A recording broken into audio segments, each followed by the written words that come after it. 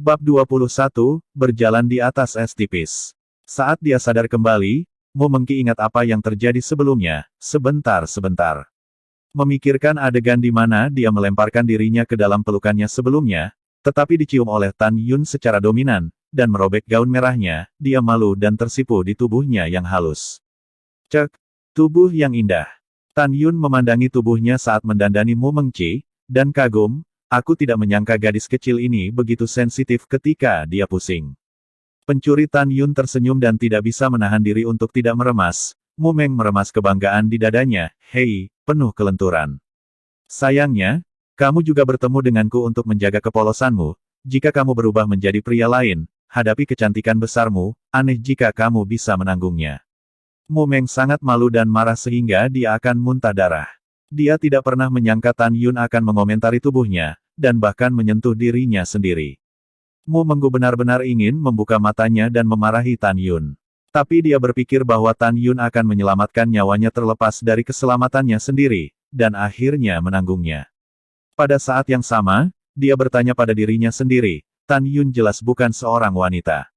Berapa banyak pria yang bisa menahan ekstasi dirinya? Tepat ketika hati Mu Meng marah, langkah Tan Yun selanjutnya menyebabkan jantungnya yang beku beriak. Tapi setelah melihat Tan Yun mengenakan ikat perut dan pakaian cabul untuk Mu Meng, dia duduk di sampingnya, mengangkat kakinya yang terluka dan meletakkannya di lututnya, dan ada sentuhan gerakan di mata bintang, dan dia berbisik pada dirinya sendiri. Bahkan jika dia jatuh ke air, sepatu botnya tidak akan jatuh. Tampaknya setelah dia meninggalkan air kolam, dia semua melemah. Untuk menemukanku, dia melepas sepatu botnya. Kaki sakit seperti ini, pasti sangat sakit. Hei, dasar gadis yang konyol. Menusuk. Tan Yun merobek dua helai kain panjang dari pakaiannya, dan dengan tatapan serius, dia mengangkat kaki kiri Mu Meng dan dengan hati-hati membalutnya. Membungkus kaki kiri, dan membungkus kaki kanan. Mendengarkan self-talk Tan Yun, saat Mu Meng menyipitkan matanya diam-diam, arus hangat melonjak dari lubuk hatinya. Dia melihat Tan Yun, yang menghadap ke samping, dengan tatapan serius ketika dia membalut dirinya sendiri. Tiba-tiba, dia tidak merasakan kebencian pada pria di depannya yang mengambil ciuman pertamanya dan memandangi tubuhnya. Tan Yun sepertinya memikirkan sesuatu. Setelah meletakkan kakinya di tanah dengan ringan, dia bangkit dan berjalan keluar dari gua. Tidak lama kemudian, Tan Yun membawa sepatu bot Mu Menggu yang dibuang. Ketika dia kembali, Mu Menggu segera berpura-pura menjadi sepasang mata yang mengantuk. Kakak seniormu, kamu sudah bangun. Tan Yun tersenyum sedikit dan meletakkan sepatu botnya di samping Mu Mengki. Saudara muda Tan, apa yang terjadi? Di mana ini? Dan mengapa gaun merah saya rusak? Mu Mengki berpura-pura bingung. Untuk menghindari rasa malu. Kakak seniormu, inilah yang terjadi. Tan Yun berkata, kami berhasil lolos dari pengejaran Murong Kun dan sekarang dia percaya bahwa kami sudah mati. Kemudian Anda tidak sadarkan diri dan saya menemukan gua ini di lembah. Rok Anda tidak sengaja digantung ketika Anda memasuki gua. Mu Mengling sedikit berkata, setelah dia mengerti, dia tampak panik. Saudara muda Tan, setelah saya diracun, saya tidak melakukan sesuatu yang luar biasa, kan? Tentu saja tidak. Tan Yun berkata dengan wajah, setelah Anda tidak sadarkan diri, saya menemukan beberapa ramuan detoksifikasi di lembah dan mengambilnya untuk Anda. Bagaimana perasaan Anda sekarang? Aku lemah. Mu Meng berkata dengan jujur. Kakak, setelah minum penawarnya, kelemahan itu normal. Setelah setengah bulan, kamu akan pulih. Mendengar ini, mata indah Mu Meng menunjukkan warna rasa bersalah yang dalam. Saudara muda Tan, maafkan akulah yang menyebabkanmu, tetapi kamu dapat yakin, ketika kamu kembali ke Sekte Suci, Murong Kun akan berurusan dengannya, kamu. Aku tidak akan pernah diam saja. Petik 2. Kakak, kamu tidak harus sopan. Dalam keadaan seperti itu, aku pikir orang lain akan membantumu juga. Setelah Tan Yun berkata dengan sopan, matanya tenggelam, kakak, ketika saya berada di belakang bangau, saya mendengar Anda mengatakan Murong Kun punya latar belakang. Jika tidak ada latar belakang, bagaimana dia bisa berani menjadi sombong dan mendominasi di pintu luar? Mu Meng menghela nafas dan berkata, kakeknya adalah sekte suci kita, tetua kedua dari jiwa binatang pintu dalam. Jadi begitu. Tan Yunjian mengerutkan kening, ekspresinya serius. Saudara muda Tan, selain latar belakangnya yang dalam, dia juga yang terkuat ke-10 dalam daftar Qianlong dari sekte luar. Sekarang kamu telah menyinggungnya karena aku. Jika dia melihatmu kembali hidup-hidup, dia tidak akan menyerah. Kamu harus berhati-hati. Setelah nasihat Mu Meng, dia berkata dengan cemas juga, Anda membunuh Wang Fuchen, putra bungsu Raja Kota Lord, dan sepupu Wang Fuchen. Wang Futong adalah yang terkuat ke-9 dalam daftar Qianlong. Saya akan membalas dendam dari Anda. Apa? Tan Yun terkejut dan bertanya, seberapa kuat yang terkuat ke-9 dalam daftar Qianlong? Sangat kuat. Meskipun kamu memiliki kemampuan untuk melompat dan menantang, kamu jauh dari lawan Wang Futong saat ini. Mu Menggu menjelaskan, ada 1.000.000 murid di sekte luar. 10.000 orang. Di antara puluhan ribu orang, hanya lebih dari 3.000 orang yang bisa masuk ke daftar Qianlong, tetapi mereka yang kuat di daftar Qianlong sama sekali bukan jenderal. Setelah mendengar ini, suasana hati Tan Yun menjadi semakin serius. Oh, ngomong-ngomong, kakak senior, apakah Anda mengenali Liu Rulong? Dikenali. Mu Meng menjawab, kakak senior, tolong beritahu saya situasinya yang terperinci, kata Tan Yun. Mu Mengki berpikir sedikit lagi, ketika orang ini masih muda, dia mendengar bahwa dia telah kehilangan keluarganya dan dibawa kembali ke sekte suci oleh 10 tetua kita. Ketika dia berusia 10 tahun, dia menunjukkan bakat luar biasa. Dia pertama kali diadopsi oleh 10 tetua sebagai putra yang saleh, dan kemudian disukai oleh para tetua penegak hukum luar. Dia tidak hanya menjadi murid penegak hukum luar, tetapi dia juga menyembah para sesepuh penegak hukum luar sebagai guru. Sekarang kekuatan orang ini bukan hanya orang pertama di antara ribuan murid penegak hukum asing, tetapi juga peringkat ketiga dalam daftar Qianlong, dan kekuatannya ada di atasku. Setelah Mu Meng berbicara, dia menemukan bahwa wajah Tan Yun sangat jelek, dan bertanya, apakah kamu memiliki musuh dengannya? Ya, antara aku dan dia, kita ditakdirkan untuk hidup hanya satu. Mata Tan Yun suram. Sekarang Murong Kun, Wang Futong, dan Liu Rulong, ketiga musuh kuat ini, seperti 3 batu besar, menekan hati Tan Yun. Dia ditakdirkan untuk berjalan di atas es tipis di pintu luar. Saudara muda Tan, Liu Rulong telah memuja sekte suci sejak dia masih kecil. Bagaimana kamu bisa menjadi musuh dengannya? Setelah Mu Meng bingung, dia melihat bahwa Tan Yun tidak segera menjawab, jadi dia berbisik lagi, jika tidak nyaman, anggap saja saya belum bertanya. Tan Yun menghela nafas lega, mengepalkan tinjunya dan mencicit, dan berkata dengan dingin, Liu Rulong dan saya berasal dari kota yang sama. Keluarga Liu mereka ingin membantai keluarga Tan saya, tetapi saya membunuh pintunya. Mu Mengyi berkata dengan ekspresi serius, saudara muda Tan, Liu Rulong memiliki hati yang kejam, dan saya akan melaporkannya kepada Anda. Anda akan berhati-hati mulai sekarang. Ya, Tan Yun mengangguk dengan berat, dan seringaian muncul di sudut mulutnya, tidak peduli seberapa kuat lawannya, aku, Tan Yun, tidak akan pernah mundur. Murong Kun, Wang Futong, Liu Rulong, dalam waktu singkat, aku akan membiarkanmu mati tanpa tempat untuk dikuburkan. Bab 22 Gunung Suci Huangfu. Setelah mengetahui bahwa Tan Yun memiliki 3 musuh yang kuat, Mu Meng tidak mengatakan apa-apa, tetapi untuk membayar kembali rahmat penyelamatan jiwa Tan Yun, pada saat ini, dia memutuskan bahwa jika ada yang membunuh Tan Yun, dia tidak akan pernah duduk kembali dan mengabaikannya. Malam semakin larut, lembah menjadi ganas, dan suara binatang buas terus datang dan pergi. Mu Meng, yang sangat lemah, merasa bahwa ada Tan Yun di sisinya, dan rasa amannya yang belum pernah terjadi sebelumnya memenuhi hatinya. Tan Yun ada di dalam gua. Setelah api unggun lahir, dia memandang Mu Meng dan berkata, sudah larut malam, dan aku harus pergi ke jalan besok. Istirahat. Tan Yun berbalik dan melangkah keluar dari gua, lalu duduk bersila, memejamkan mata dan berkonsentrasi. Mu Mengki memandang Tan Yun, yang sedang membuat api unggun untuk dirinya sendiri dan menjaga di luar gua. Rasa sayang yang berbeda tumbuh di dalam hatinya. Malam ini ditakdirkan untuk menjadi malam tanpa tidur bagi Mu Meng. Dia berguling-guling, dan setiap kali dia memejamkan mata, selalu muncul di depan matanya, Tan Yun dengan paksa mencium dirinya sendiri, mendetoksifikasi dirinya, berpakaian sendiri, dan membalut kakinya yang telanjang. Ada apa denganku? Mu Mengca, yang tidak mengetahui hubungan antara pria dan wanita, merasakan pipinya menjadi panas, jadi dia tidak tahu. Tidak sampai malam semakin cerah, Mu Mengki pergi tidur. Dia bangun, itu tengah hari. Aku tidur sangat nyenyak. Ditemukan bahwa tidak ada Tan Yun di dalam gua. Saat hendak menelepon, tiba-tiba tercium aroma harum dari luar rumah. Segera setelah itu, mengenakan ikan bakar di cabang pohon, Tan Yun melangkah ke dalam gua dan mengulurkan tangan dan menyerahkannya kepada Mu Meng. Kamu tidak bisa menjalankan kekuatan spiritualmu sekarang. Kamu seharusnya lapar. Makan. Setelah makan, kita akan pergi ke jalan.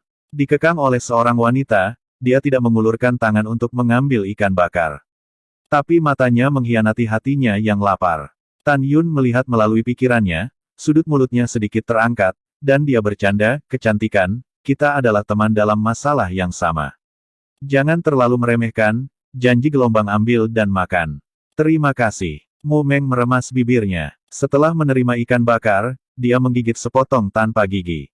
Setelah jeda singkat, ada sentuhan kenikmatan di wajahnya yang menakjubkan, dan kemudian dia melanjutkan makan.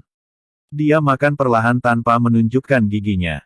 Tan Yun melihat bagaimana Mu Meng sedang makan, dan menarik sudut mulutnya. Jika kamu lapar, kamu hanya bisa makan dengan seteguk besar. Mu Meng mengangkat kepalanya dan menatap Tan Yun dengan tatapan kosong. Gadis yang makan, tidak bisa menunjukkan giginya. Mu Meng bergumam, mengingat suara percakapannya dengan ibunya ketika dia masih muda. Bah, kamu nakal, tetapi kamu harus mengingat sopan santun kerajaanku. Juga, wanita sekuler makan makanan tanpa menunjukkan gigi. Sebagai putri dari dinasti suciku, kamu secara alami melakukan lebih baik daripada yang lain. Oke, apakah kamu mengerti? Hehe, permaisuri, kamu ingat, jangan marah. Ingatan itu terputus, dan Mu Mengsi memikirkan ibu suri yang dipenjara dan ayah yang sudah meninggal, air mata menetes. Tan Yun terkejut dan sedikit terbatuk, yah, aku hanya bercanda, jangan dianggap serius.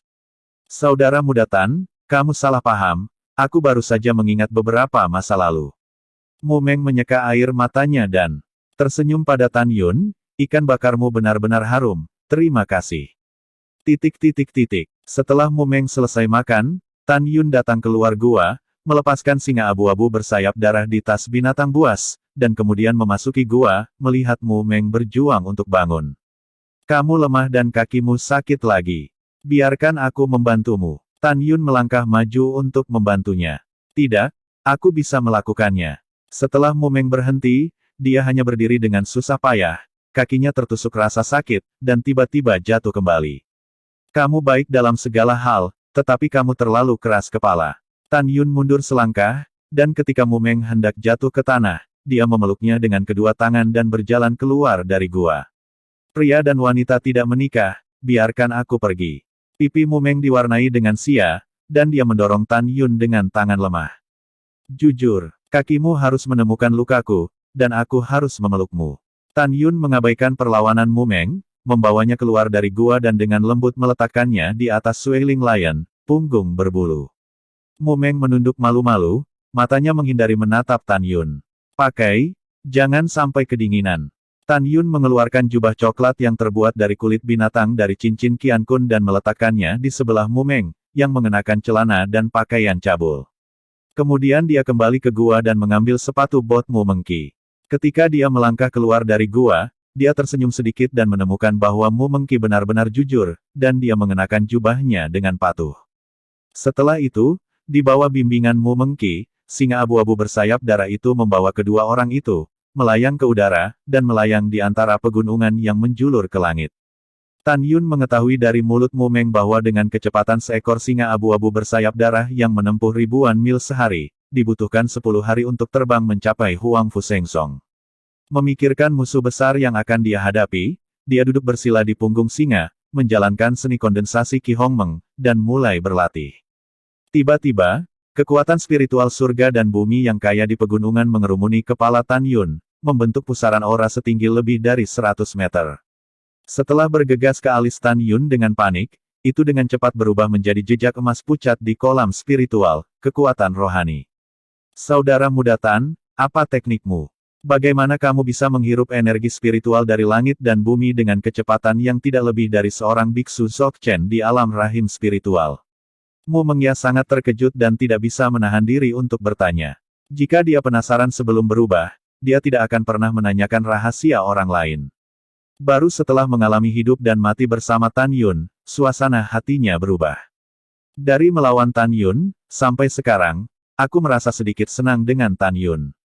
Tentu saja, Tan Yun tidak berlatih di belakang bangau sebelumnya, hanya karena dia tidak ingin membuka rahasia latihannya di depan Mu Menggu. Sekarang dia bisa menunjukkannya dengan tenang di depannya, dia percaya bahwa dia adalah orang yang layak dipercaya. Kakak seniormu, saya mendapat latihan, tetapi latihan ini tidak dapat dilakukan oleh orang lain selain saya. Jika saya bisa berlatih, saya tidak keberatan memberikannya kepada Anda. Oh, saya mengerti. Kemudian Anda bisa berlatih dengan tenang, saya tidak akan mengganggu Anda. Mu Meng mendengar jawaban Tan Yun, dan dia tidak bisa menahan perasaan manis. Pada periode berikutnya, Tan Yun bertanggung jawab atas 3 kali makan Mu Meng sehari, hanya berlatih tanpa henti. 3 makanan itu penuh dengan permainan, warna, aroma, dan rasa. Sejak awal, Mu Mengki malu menerima makanan. Dengan kontak antara Toshi dan Tan Yun, dia tidak lagi tertahan di depan Tan Yun. Bahkan, terkadang, dia akan memberitahu Tan Yun permainan apa yang ingin dia makan. Selama periode itu, Tan Yun terkejut mengetahui bahwa kekuatan Mu Mengki berada di peringkat keempat dalam daftar Qianlong. Seperti yang kita semua tahu, semakin tinggi alam biksu, semakin lambat kecepatan pendakian. Tan Yun mengandalkan Kijue kondensasi Hongmeng untuk berkultivasi 10 kali lebih cepat daripada orang biasa. Selama 1 bulan, ia mampu maju dari tahap ketiga dari kelahiran spiritual ke tahap ke-6. Tetapi sekarang jika Anda ingin pergi dari tahap ke-7 dari kelahiran spiritual ke tahap ke-8, itu akan memakan waktu setidaknya 25 hari. Saudara muda Tan, lihat cepat, itu adalah Gunung Suci Huangfu, di mana gerbang gunung kita berada. Mu Meng tersenyum, dan menunjukkan jari giok putih, menunjuk ke kejauhan. Tan Yun berhenti berkultivasi, bangkit dan melihat ratusan mil jauhnya, puncak yang luar biasa di antara pegunungan yang tinggi, sentuhan kejutan muncul di matanya. Gunung Suci Huangfu setinggi 88.000 kaki, hanya setengah jalan ke atas gunung, berdiri dengan bangga di atas lautan awan. Air terjun mengalir menuruni lereng gunung yang berkabut, yang sangat spektakuler. Bab 33. Langkah-langkah yang terbuat dari batu biru, dari kaki Gunung Suci Huangfu ke atas, seperti naga biru besar yang tertanam di gunung, yang sangat menakjubkan.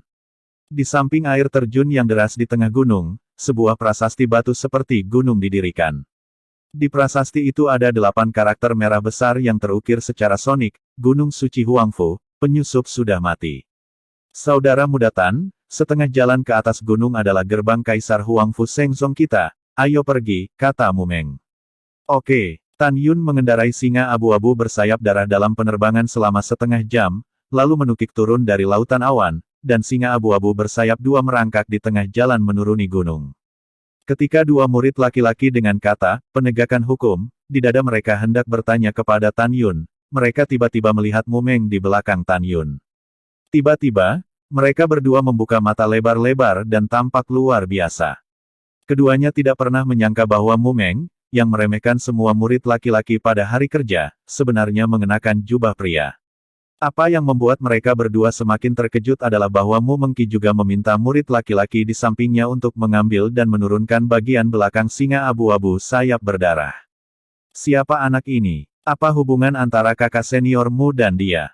Bocah dari tahap ke-7 dari rahim spiritual ini, mungkinkah dia telah memakan keberanian hati beruang dan macan tutul, dan berani mengganggu wanita yang dikenali oleh kakak senior Murong? 2 murid penegak hukum bernama Chen Wude dan Li Yule penuh kecurigaan, menatap Tan Yun yang memegang Mu Meng, dengan lebih banyak kecemburuan, dan kebencian di mata mereka. Saudara muda telah melihat kakak seniormu. Chen Wude dan Li Yule membungkuk sedikit ke arah Mu Meng. Ya, setelah Mu Meng menjawab dengan dingin, dia melihat ke paviliun kuno di luar Baizang, dan berkata, Tan Yun, diakon yang bertindak ada di paviliun. Dia bertanggung jawab untuk mengeluarkan token identitas kepada murid luar yang baru masuk.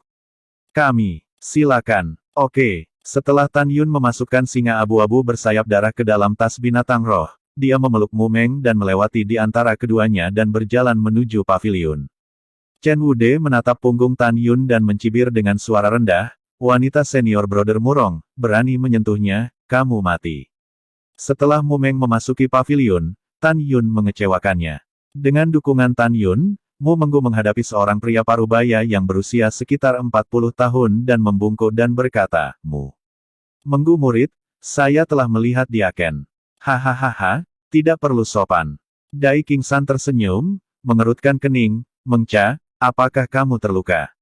Yah, murid itu mengalami kecelakaan dalam perjalanan kembali dari kota meteorit, dan itu tidak masalah sekarang. Mu Meng berkata dengan hormat dan memandang Tan Yun ke samping.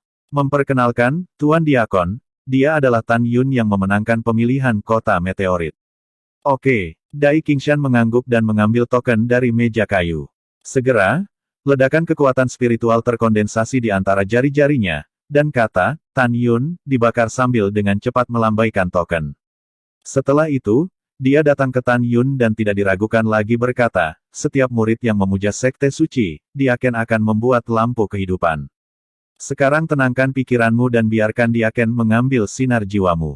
Setelah itu, kaki kanan Dai Qingxan ditekan di atas kepala Tan Yun. Tan Yun secara alami tahu bahwa apa yang disebut cahaya kehidupan adalah untaian kecil jiwa yang mengeluarkan murid itu dari pikirannya, dan terkurung dalam tanda identitas. Jika murid mati, token identitas akan meledak, dan pada saat yang sama, lampu kehidupan murid yang sesuai akan padam. Huangfu Shengzong menggunakan ini untuk mengatur murid-muridnya, dan begitu muridnya meninggal, dia bisa segera mengetahuinya. Setelah Tan Yun merasa pusing, dia kembali normal. Kemudian, ketika tangan kanan Dai Qingxan meninggalkan bagian atas kepala Tan Yun, jiwa berwarna krem samar terlihat di telapak tangannya. Pergi. Dai Qingxan mencubit formula ajaib dengan tangan kirinya. Tiba-tiba, untaian jiwa terbang menjauh dari telapak tangan kanannya dan berubah menjadi token identitas di tangan kirinya. Setelah semuanya selesai, Dai Qingxan menyerahkan token kepada Tan Yun dan mengatakan kepadanya, mulai sekarang, Anda akan secara resmi menjadi murid luar Huangfu Shengzong saya. Jumlah paviliun tempat Anda tinggal adalah 2017. Adapun semua tindakan pencegahan di Sekte Suci, mereka ada di manual murid, jadi saya tidak akan mengatakan lebih banyak. Mulai sekarang, Anda harus mengikuti aturan klan dan menghindari masalah. Selain itu, hanya ketika Anda menjadi seorang murid batiniah, Anda baru kemudian memenuhi syarat untuk meninggalkan gerbang gunung dan pulang mengunjungi kerabat, mengerti? Murid itu mengerti. Tan Yun menjawab, baru saat itulah aku tahu, tidak heran Liu Rulong tidak pernah kembali ke kota Wang Yue, karena dia tidak bisa meninggalkan sekte. Yah, Diaken itu akan mengirimmu ke sekte suci sekarang. Dai Qingxan berkata, dengan jentikan jarinya, tanda putih yang ditembakkan dari paviliun dari cincin alam semesta dan tergantung di atas paviliun. Garis-garis tebal pada token tampak menjadi hidup. Cahaya putih menyilaukan meledak saat menggeliat perlahan. Tiba-tiba, ruang hampa berdesir, dan sebuah lubang dengan diameter ratusan kaki muncul. Terlihat samar-samar di dalam lubang tersebut, terdapat sebuah gerbang batu dengan jutaan pola yang terukir. Setelah beberapa saat, seberkas cahaya besar keluar dari gerbang batu, menutupi Tan Yun yang menahan Mu Mengku keluar dari gedung. Setelah Tan Yun merasakan pusing sesaat, dia meninggalkan gunung suci Huangfu, penglihatannya berubah, dan dia berhenti di padang rumput yang rimbun, dan apa yang dia lihat adalah pemandangan yang luas dan megah. Di garis pandang, ada puncak peri yang tiba-tiba berdiri dengan bangga di dunia tanpa batas. Setiap puncak peri penuh dengan energi spiritual, daun bawang menetes, dan samar-samar terlihat, serangkaian air terjun peri yang diubah oleh energi spiritual, di puncak peri yang tak berujung bagian atas menetes perlahan, mengeluarkan keindahan seperti mimpi. Tan Yun bisa melihat para dewa, seolah-olah dalam mimpi. Sungguh tulisan tangan yang bagus. Tan Yun mau tidak mau berseru, Huangfu Shengzong memang sekte kuno. Ada mata air spiritual di setiap puncak peri. Pada saat ini, Tan Yun tidak perlu bernapas, dia merasakan aura kaya surga dan bumi, dan mengebor hidungnya sendiri. Tempat ini tidak demikian, tidak ada keraguan bahwa jika Anda berlatih di Xianfeng, Anda akan mendapatkan hasil 2 kali lipat dengan setengah usaha. Kakak senior, mungkinkah itu tempat kita berlatih? Tan Yun memeluk Mu Meng dengan tatapan penuh kerinduan. Keindahan berpikir, itulah sekte suci kami, wilayah gunung suci mata air spiritual tempat murid-murid dalam berlatih. Hanya ketika Anda menjadi murid batin Anda dapat memenuhi syarat untuk pergi. Mu Meng menatap Tan Yun dengan wajah putih dan berkata, ribuan mil selatan adalah kelompok paviliun tempat murid luar kita tinggal. Meskipun auranya tidak sekuat daerah Gunung Suci Mata Air Roh, itu lebih dari 3 kali lebih kuat daripada aura di pegunungan hukuman surgawi.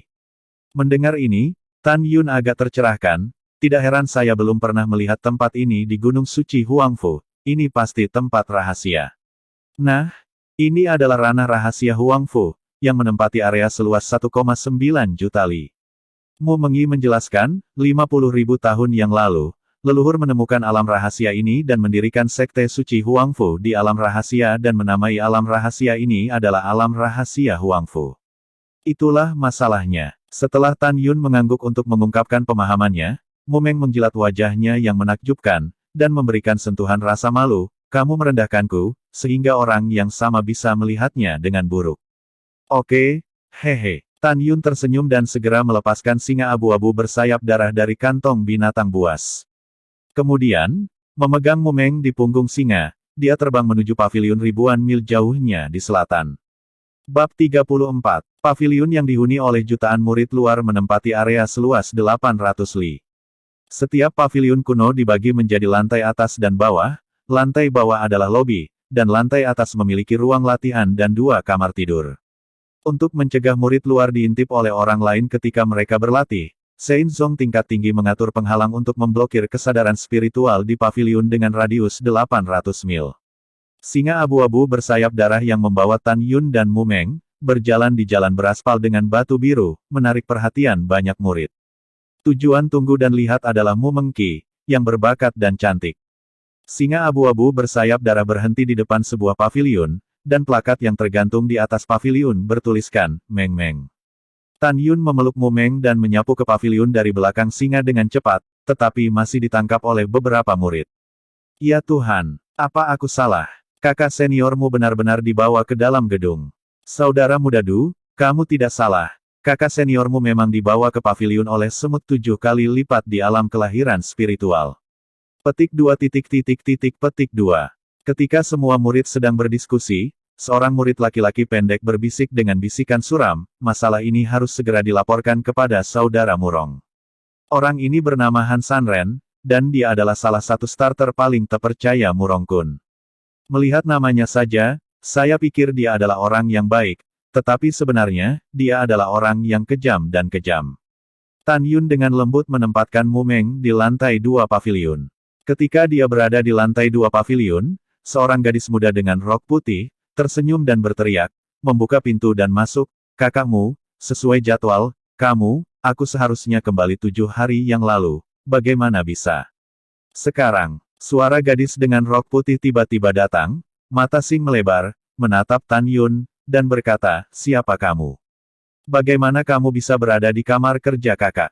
Perempuanku Mu, Sue Zian, saudara perempuan yang sama dengan Mu Menggu, tinggal di kamar lain Mu Menggu sejak 7 hari yang lalu, menunggu Mu Menggu kembali. Sebelum Tan Yun bisa berbicara, Mu Menggu memperkenalkan Tan Yun kepada Sue Zian, dan pada saat yang sama memberitahunya tentang perilaku Murong Kun yang tidak tahu malu. Sue Zian sangat marah dengan tangan di pinggulnya sehingga dia mengutuk Murong Kun lebih rendah dari binatang. Pada saat yang sama, kebaikannya pada Tan Yun, yang telah mengorbankan hidupnya untuk menyelamatkan Mu Meng, berlipat ganda. Tan Yun, Murong Kun akan segera mengetahui berita bahwa kita kembali hidup-hidup. Meskipun dia tidak berani membalas dendam kepadamu secara terang-terangan di sekte, kamu masih harus lebih berhati-hati. Mu Mengki tampak khawatir. Iya, aku akan melakukannya, jawab Tan Yun. Mu Meng juga mengingatkan, aula janji bertanggung jawab atas Penatua Agung. Ada ribuan latihan yang cocok untuk murid alam kelahiran spiritual kita di aula utama. Anda dapat menerima latihan tingkat rendah dengan token identitas Anda. Tetapi jika Anda ingin mendapatkan latihan tingkat permata yang dipraktikkan oleh pembudidaya janin tingkat menengah, tingkat tinggi, atau bahkan spiritual, Anda perlu mengambil ramuan dan membunuh monster dengan imbalan poin kontribusi. Jumlah poin kontribusi ditukar dengan berbeda tingkat keterampilannya. Ada 12 alam rahasia kecil di sekte luar kami. Kami menyediakan murid sekte luar untuk mengumpulkan ramuan dan berburu monster. Selama batu roh digunakan untuk menginspirasi formasi teleportasi di istana temporal, mereka dapat mencapai alam rahasia kecil manapun. Petik 2. Mendengar ini, Tan Yun tersenyum dan berkata, terima kasih, kakak senior, telah mengingatkan saya. Oh ya, di kota Waimenfang kami, apakah ada toko yang menjual tinder? Tan Yun memikirkan api Hongmeng dan api es Hongmeng. Hanya api yang menelan atribut api dan api atribut es yang bisa maju, jadi dia memiliki pertanyaan ini. Tidak, Mu Meng berkata jujur, saya mendengar bahwa ada di kota Neimenfang. Namun, murid luar kita hanya memenuhi syarat untuk pergi ke kota Neimenfang setelah mereka dipromosikan ke alam jiwa janin dan menjadi murid batin. Iya, Tan Yun mengangguk untuk mengungkapkan pengertiannya, dan berkata, kakak senior, kamu istirahat dulu, dan sampai jumpa lagi. Tiba-tiba, Mu Menggu memikirkan sesuatu, dan kemudian memberitahu Tan Yun bahwa 25 hari kemudian, Tetua Agung dari Sekte Luar memiliki sesuatu yang penting untuk diumumkan bahwa pada saat itu, tidak ada murid yang akan absen. Tan Yun menanggapi dan berbalik untuk pergi. Mu Meng menatap punggung Tan Yun, dan bibir Zhu terbuka ringan, tetapi pada akhirnya dia tidak mengatakan apa-apa. Kakak senior, semua orang pergi. Sue Zian menjabat tangannya di depan mata Mu Meng dan tertawa, kakak senior, bagaimana perasaan saya? Tampilan yang Anda lihat pada saudara muda Tan berbeda dari murid laki-laki lainnya. Hehe, saya tahu sekarang, Anda tidak akan tergoda olehnya lagi, kan? Namun, kakak senior, meskipun kakak muda Tan terlihat tampan, tetapi kekuatannya terlalu rendah, kamu tidak bisa menaruh bunga di kotoran sapi. Ada sedikit kepanikan di mata Mu Meng, dan kemudian dia melirik Sue Zian, apa yang kamu bicarakan omong kosong? Omong kosong lagi? Aku benar-benar marah. Setelah Tan Yun meninggalkan pavilion, hatinya menjadi berat, sekarang aku berdaya rendah. Apakah aku bertemu Murongkun, Liu Rulong, atau Wang Futong, aku pasti akan mati. Latihan utama Tan Yun saat ini adalah selain tubuh Tuan Hongmeng dan mata Dewa Hongmeng, yang dapat digunakan untuk melawan musuh. Formasi Hongmeng Tu Excalibur yang tersisa dan seni pedang pembunuh ilahi Hongmeng hanya dapat dipromosikan ke alam jiwa janin dan memiliki kemampuan untuk mempertahankan pedang. Hanya dengan begitu Anda dapat berlatih. Meskipun api es Hongmeng dan api Hongmeng dapat digunakan, tetapi kekuatannya terlalu rendah, Tan Yun menderita karena tidak memiliki api. Tan Yun diam-diam mencapai tempat ini, memutuskan untuk menghindari tepi untuk saat ini, dan pertama-tama bersembunyi di tempat di mana tidak ada yang dapat menemukan dan berlatih dalam retret. Tan Yun tahu bahwa tidak aman untuk berlatih di pavilionnya sendiri, jadi dia memilih tempat retret di sebuah rahasia kecil. Sedangkan untuk mengumpulkan eliksir, berburu monster, dan menukar poin kontribusi untuk latihan, Tan Yun mengabaikannya begitu saja. Hal yang paling diperlukan baginya adalah teknik kultivasi. Tujuannya memasuki Huang Fusein Sek sangat jelas, untuk mendapatkan lebih banyak sumber daya kultivasi sehingga ia dapat tumbuh dengan cepat. Tan Yun dengan cepat berjalan melalui jalan-jalan yang saling bersilangan. 1 jam kemudian, berhenti di luar aula ruang waktu yang megah. Setelah melangkah ke kuil ruang dan waktu, Tan Yun melihat sekeliling dan menemukan bahwa ada 12 formasi teleportasi yang mengarah ke 12 alam rahasia kecil di dinding gelap kuil. Pada saat ini, di luar setiap susunan teleportasi, ada barisan ratusan orang. Di antara mereka, kebanyakan dari mereka memiliki 8 tingkat rahim spiritual, dan murid 9 tingkat dan Dzogchen bukan minoritas. Setelah para murid mengetahui bahwa Tan Yun berada di tahap ke-7 dari alam kelahiran spiritual, kebanyakan dari mereka menunjukkan penghinaan yang tidak terselubung. Tidak lama setelah para murid meninggalkan istana duniawi melalui formasi teleportasi, Tan Yun mendatangi para murid penegak hukum yang menjaga formasi teleportasi, dan berkata, saudaraku, berapa banyak batu roh yang saya perlukan untuk pergi ke lembah bersalju ganas. Murid penegak hukum itu terkejut, dan dengan ramah mengingatkan, junior ini, lembah bersalju ganas itu berbahaya. Meskipun ada banyak ramuan, orang mati setiap bulan. Kamu belum dipromosikan ke kesempurnaan besar, ikutlah. Tan Yun mengepalkan tinjunya dan berkata, terima kasih kakak telah memberitahuku, tapi aku masih ingin mencoba peruntunganku. Murid itu menggelengkan kepalanya, dan tidak lagi membujuknya, lembah mengerikan bersalju, yang terletak 30.000 mil barat laut gerbang luar, membutuhkan batu roh tingkat menengah untuk menginspirasi susunan teleportasi. Jika Anda tidak memiliki roh tingkat menengah, batu, kamu juga bisa menggunakannya. 100 batu roh tingkat rendah ditukar denganku. Di mata terkejut murid penegak hukum, Tan Yun, batu roh kelas menengah muncul dari udara tipis sementara alam semesta bersinar. Alasan mengapa murid penegak hukum terkejut adalah bahwa murid luar pada dasarnya menggunakan batu roh tingkat rendah sebagai mata uang harian mereka. Ketika murid luar dasar melewati formasi teleportasi, kebanyakan dari mereka tidak memiliki batu roh tingkat menengah, tapi Tan Yun mengeluarkannya. Setelah Tan Yun memasuki formasi teleportasi, ketika dia hendak menanamkan batu roh kelas menengah ke dalam alur mata formasi, dia dengan tajam merasakan bahwa beberapa aura pembunuh datang dari belakangnya. Niat membunuh datang dengan cepat dan menghilang lebih cepat, seolah-olah seseorang sengaja menyembunyikannya. Bab 25 Pembunuhan Kuat. Tan Yun menoleh sedikit dengan polos, dan Yu Guang mengamati 5 remaja yang berdiri di belakangnya. Di antara mereka, ada 4 di alam berunsur 8 dari embrio roh, dan yang pertama adalah alam berunsur 9. Murongkun seharusnya tidak begitu cepat. Mengetahui bahwa saya masih hidup dan kembali ke sekte, Wang Futong tidak mungkin mengetahui tentang kematian Wang Fuchen begitu cepat. Tampaknya 5 orang ini melihat saya mengeluarkan batu roh kelas menengah, dan mendapat masalah. Rencana Choi. Kilatan niat membunuh melintas di mata Tan Yun, dan batu roh kelas menengah di tangannya ditempatkan di mata formasi. Ruang dalam formasi transmisi bergetar, dan Tan Yun menghilang. Segera setelah itu, visi Tan Yun berubah. Dia berada di sebuah gua, dan di bawah kakinya ada susunan teleportasi 2 arah yang mengarah ke kuil waktu. Setelah Tan Yun keluar dari gua dengan tidak tergesa-gesa, yang menarik perhatiannya adalah puncak salju yang menjulang tinggi. Ini seperti dunia es dan salju yang luas.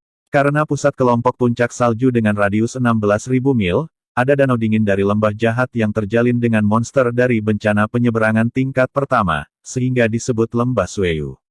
Ho. Dalam angin dingin dan salju yang berkibar, monster yang tak terhitung jumlahnya meraung seperti guntur, menyebabkan pohon-pohon di sekitar Tan Yun berdengung dan bergetar, dan salju di cabang-cabang dan dedaunan jatuh berdesir. Nak, serahkan semua batu roh di tubuhmu. Sebuah seringai datang dari gua. Wei Qi, yang berada di alam kelahiran spiritual tahap ke-9, memimpin 4 adik laki-laki dari alam ke-8 dan melangkah keluar dari gua. Kelimanya tidak mengelilingi Tan Yun. Tan Yun, dengan tahap ke-7 dari alam kelahiran spiritual, terlalu lemah di mata mereka. Bagaimana jika aku bilang tidak? Tan Yun tiba-tiba menoleh ke belakang, melirik ke 5 orang itu, sudut mulutnya sedikit terangkat. Wei Qi tercengang, dan begitu pula ke-4 orang di belakangnya. Seolah-olah saya tidak bisa mempercayai telinga saya, seekor semut benar-benar berani mengatakan tidak. Beraninya kau menabrakku. Wei Qi menghina Tan Yun, sebelum saya berubah pikiran, selama Anda jujur menyerahkan batu roh, lalu berlutut dan bersujud 3 kali untuk meminta maaf kepada saya mungkin akan mengampuni Anda, kalau tidak saya tidak keberatan, aku akan membunuhmu tanpa menyadarinya. Hehe, aku takut mati. Tan Yun mencibir, kalau begitu aku juga akan memberimu sepatah kata pun. Kalian berlima akan menyerahkan batu roh dan memberiku 3 busur. Jika aku dalam suasana hati yang baik, mungkin aku akan membiarkanmu pergi. Aku tidak tahu apa langit tebal dan bumi tebal, kamu akan mati. Wajah Wei Qi pucat, dan dia tiba-tiba melambaikan tangannya, saudara muda Huang, beri aku tinggalkan dia. Oke, Huang Feihu tersenyum muram, dan berjalan menuju Tan Yun, Malegobi, hal-hal yang tak tahu malu. Sosok Huang Feihu tiba-tiba melintas, melambaikan tangan kanannya, membawa serangkaian ledakan udara, dan meledak ke arah dada Tan Yun. Tan Yun tidak menghindar atau bersembunyi seperti dia ketakutan. Ketika tinju kanan Huang Feihu hendak mengenai dadanya, tangan kanan Tan Yun mengeluarkan cakar seperti kilat, dan dia dengan kuat menggenggam tinju kanan Huang Feihu. Wajah Huang Feihu berubah drastis, dan dia merasa tinju kanannya mengalir ke tangan Tan Yun seperti besi cair. Tidak peduli seberapa keras dia, akan sulit untuk mengguncangnya dan melepaskan diri. Retakan. Ah! Kakak Wei selamatkan aku. Retakan tulang yang jelas dan jeritan terdengar pada saat yang sama, darah memancar, jari-jari patah terbang secara horizontal, 5 jari Tan Yun meremas tangan kanan Huang Feihu.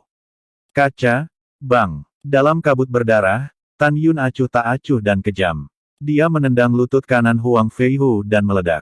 Huang Feihu terbang terbalik selama beberapa puluh kaki sebelum menghancurkannya di salju, memegangi kakinya yang patah dengan tangan kirinya, dan meratap dan berguling-guling di salju. Darah yang dikeluarkan dari lutut yang patah sangat mempesona di salju. Tan Yun menghapus Huang Feihu hanya dalam sekejap mata. Wei Qi dan keempatnya tidak dapat menyelamatkan mereka, dan langsung marah. Jika bukan karena kecerobohanku, kalau tidak, bagaimana kamu bisa menyakitiku? Huang Feiyu berteriak dengan enggan karena fitur wajahnya terdistorsi kesakitan. Diam untukku. Wei Qi berteriak dengan kebencian karena inferioritas besi, hal-hal yang tidak berguna bahkan tidak dapat menangani kekacauan 7 tingkat. Wei Qi melihat ke belakang, menatap mereka bertiga, dan memerintahkan, kamu bunuh dia untukku. Ini saudara Wei. Mereka bertiga tidak berani mempedulikan Tan Yun, bayangan bersinar, dan setelah melingkari Tan Yun dalam segitiga, mereka melompat beberapa puluh meter, masing-masing dengan cahaya pedang beberapa meter di antara tangan mereka, dan menukik ke bawah, dengan agresif. Tan Yun mencekik dan pergi. Jelas menginginkan nyawa Tan Yun. Membunuh orang dan mencuri harta karun dapat dikutuk, dan aku semua akan mati. Ekspresi Tan Yun tenang dan menakutkan, jari-jari kakinya menunjuk ke tanah, seperti panah tajam yang melonjak ke langit, berubah menjadi 3 sosok di udara rendah, hampir pada saat yang sama, datang ke sisi 3 orang, melemparkan 3 pukulan ke arahnya, 3 kepala. Bang, bang, bang. Kaca, kaca, kaca. Suara gouge yang tumpul ditelan oleh suara retakan tulang yang renyah, dan ketiga kepala itu meledak seperti semangka di salju yang lebat. 3 mayat tanpa kepala, 3 mayat tanpa kepala, jatuh ke salju sambil berguling rendah. Tantangan lompatan katak yang kuat. Wei Qi terkejut sekaligus marah. Melihat tubuh ketiga orang itu, Huang Feiyu berhenti berguling dan meratap di salju. Seolah-olah takut dan konyol, gemetar di sekujur tubuh, tidak berani mengambil seteguk. Nak, apakah kamu berani membunuh Wei Ku? Aku pikir kamu tidak tahu bagaimana menulis kata-kata. Wei Qi marah, dan dalam sekejap, ledakan kekuatan spiritual meledak di sekujur tubuhnya. Dengan niat membunuh yang menakjubkan, Wei Qi membalik tangan kanannya, dan ketika ruang di depannya sedikit beriak, pisau panjang ungu seberat 3000 jin muncul di tangannya. Desir, desir, desir. Sosok Wei Qi berkedip ke arah Tan Yun dengan kecepatan air pasang, dan muncul 10 kaki jauhnya dengan setiap kedipan. Pisau panjang ungu di tangannya seperti kilat ungu yang menembus dataran rendah, dengan aura seperti pelangi, menebas ke arah Tan Yun. Memanggil. Tan Yun berdiri di atas salju, dengan kilatan cahaya dingin di matanya, dan ketika lengan kanannya terangkat dengan keras, cahaya pedang mencondongkan tubuh ke atas. Kapan? Pedang saling bertabrakan dan percikan api melesat ke segala arah. Wei Qi merasakan dampak besar dan mengalir ke lengan kanannya dari pedang. Segera, kakinya mundur beberapa kaki di salju. Ketika dia berdiri teguh, setetes darah merah jatuh, menetes di salju di sepanjang gagang pisau. Tapi tangan kanannya yang hancur oleh pedang Tan Yun. Di sisi lain, Tan Yun berada di angin dan salju, tubuhnya hanya sedikit bergoyang, dan dia tidak bergerak seperti gunung. Sepasang mata bintang yang bermusuhan menatap Wei Qi, kamu tidak lain adalah itu. Lain-lain, saya melihat ketika Anda bisa menjadi sombong. Wei Qi berteriak, ekspresinya serius, dan kekuatan spiritualnya mengalir ke pisau panjang ungu. Saat kekuatan spiritual mengalir ke pisau panjang, tiba-tiba, meskipun Wei Qi masih dalam tahap ke-9 dari kelahiran spiritual, auranya terus meningkat. Ungkapkan situasi yang saya miliki di dunia.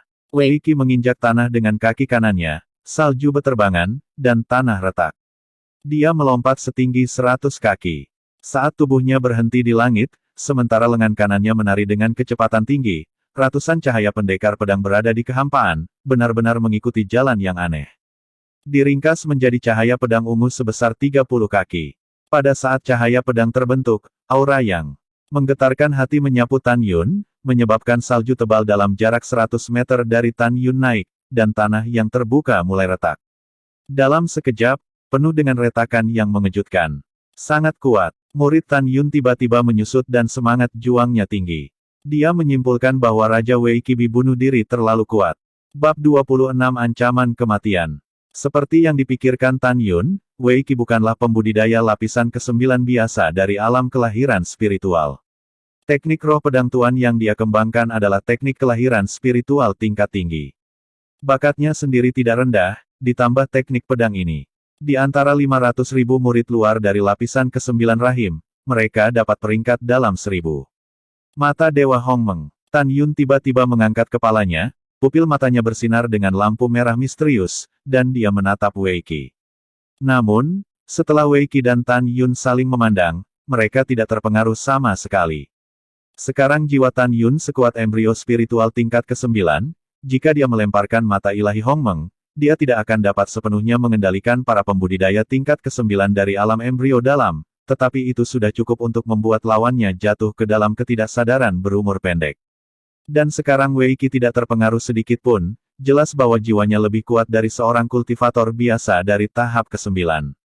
9 tebasan dengan pedang tiran, untuk membunuh matahari dan bulan. Misi, mati. Wei Qi menyeringai dan mengayunkan pisaunya tiba-tiba, mengambil cahaya pedang ungu sepanjang 30 kaki, dan menukik ke bawah. Di mana cahaya bilah ungu melewati kehampaan, arus udara meledak, dan kehampaan dengan radius 100 meter bergetar. Kekuatan pedang menunjukkan kekuatan sengit dari seni roh pedang tiran, dan kecepatannya sangat cepat hingga ekstrim. Tan Yun mendengus dingin, kekuatan spiritual emas pucatnya berputar-putar dengan gila, seperti dewa perang emas yang turun ke dunia fana. Setelah memanipulasi gelombang kekuatan spiritual ke dalam pedang panjang, dia bergerak maju tanpa mundur, menekuk kakinya, melambung ke langit seperti pedang di tangan kanannya. Membunuh. Dengan teriakan tajam, dia menembus langit bersalju. Tan Yun dengan cepat memutar pergelangan tangannya, cahaya pedang naik, dan tiba-tiba, cahaya pedang emas sepanjang 10 meter menghadap cahaya pedang ungu yang telah terbelah. Ledakan. Setelah satu cahaya ungu dan satu cahaya keemasan jatuh, awan kekuatan spiritual seperti gelombang pasang, menyebar secara paralel menuju ketinggian rendah dalam lingkaran konsentris.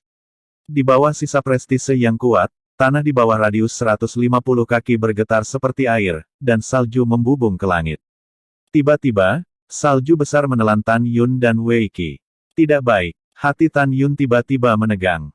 Tapi setelah cahaya pedang dan cahaya pedang mengenai dan menghilang, cahaya pedang ungu bersatu kembali dalam kehampaan, dan langsung menebas di atas kepala Tan Yun.